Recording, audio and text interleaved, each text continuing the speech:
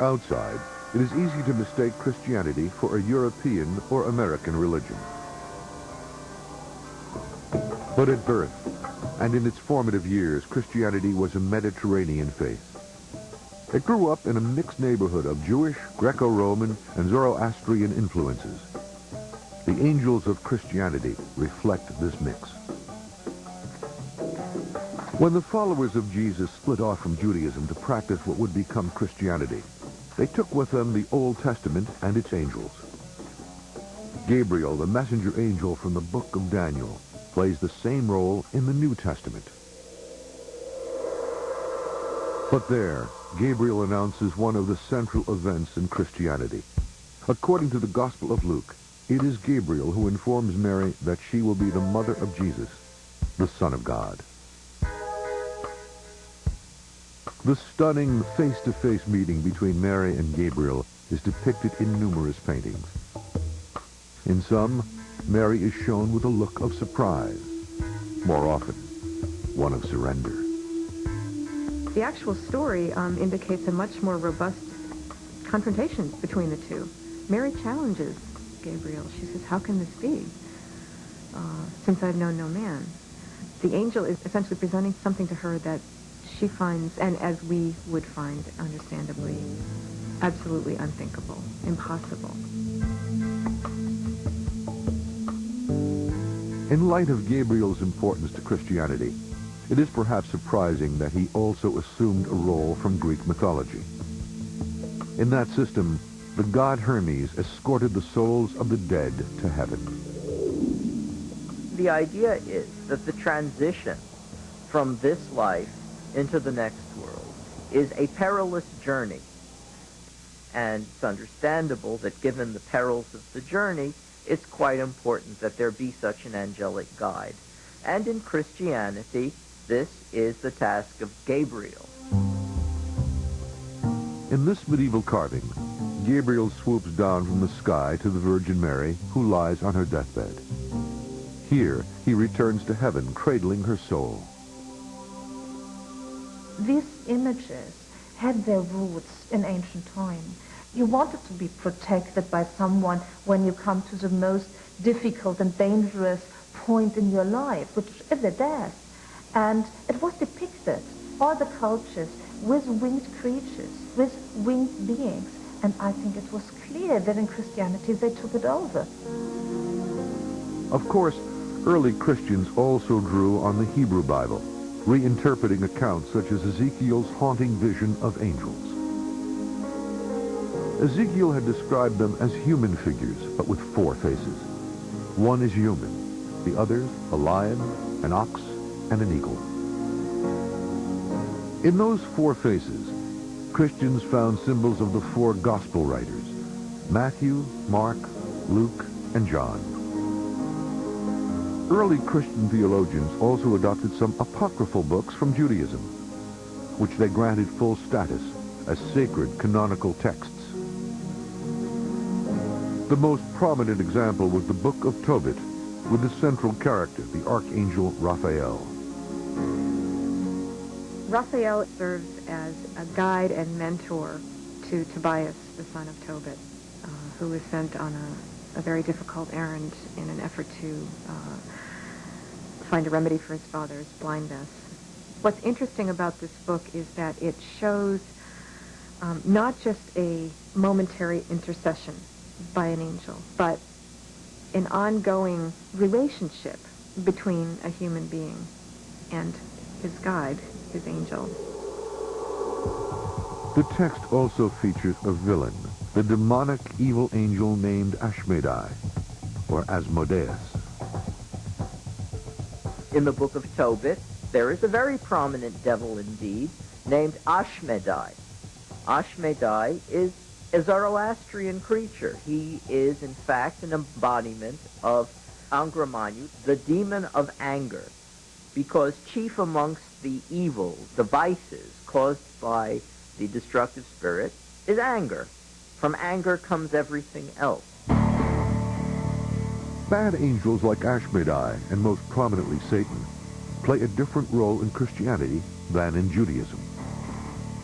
As as time passes, Satan assumes a much more negative role, a much more diabolical role, so that Satan, from being this prosecuting attorney in the skies, becomes the force of evil that is set against God.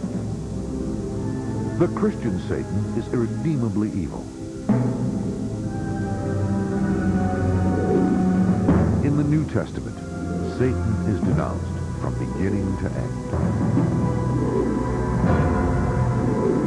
The ultimate clash between Satan and God is described in the book of Revelation.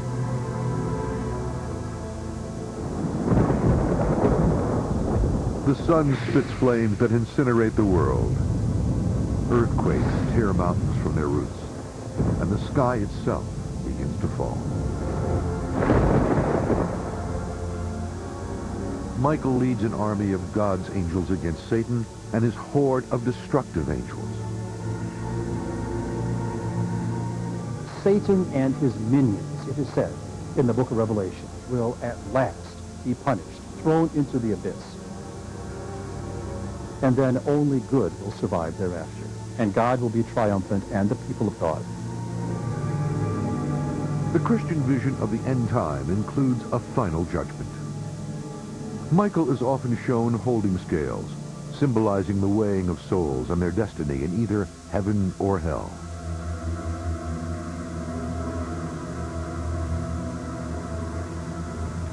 Over the centuries, Christian theologians wrote extensively about the nature of angels.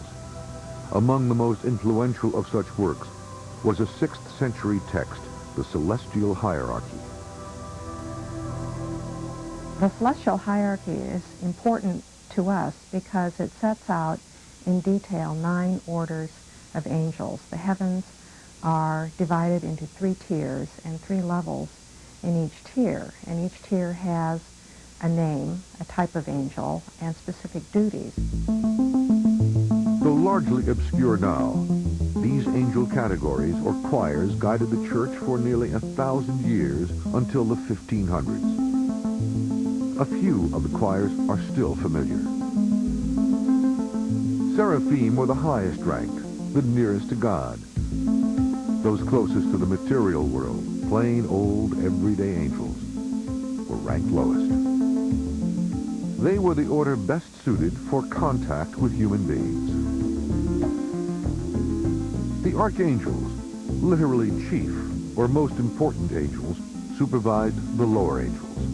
According to legend, they also served as guardians to select VIPs, such as heads of state or religious leaders. Celestial hierarchy named 7 archangels. In the 8th century, 4 were eliminated from the list because they had first appeared in apocryphal works. When Protestants broke from the church in the 1500s, they demoted the Book of Tobit to the Apocrypha and dropped Raphael from the list. Today, Raphael and the Book of Tobit can be found only in the Catholic version of the Old Testament. But angels and demons were not confined to religious texts. They also made their way into literary works. One of the most influential of all books dealing with angels was Paradise Lost, an epic poem written by John Milton in the late 1600s. Paradise Lost is brimming with angels, good and bad. Milton actually invented the word pandemonium as a name for the capital of hell. Despite such artistic variations, virtually every angel depiction does share a common theme. Angels are a signpost announcing the presence of God. Think, for example, of so many images of mother and child, or images of Christ enthroned, both of which are often flanked by a pair of angels or an army of angels, and try and imagine those images without those angelic figures, and they're drained to a certain extent of their divine power. Over the centuries, Christianity put a distinctive stamp on the rich angel tradition it inherited from Judaism. In addition, Christian literature added scores of new angels. But the ranks of winged guardians would soon expand. Beginning in the 7th century AD, Islam would shine its own distinct light on angels.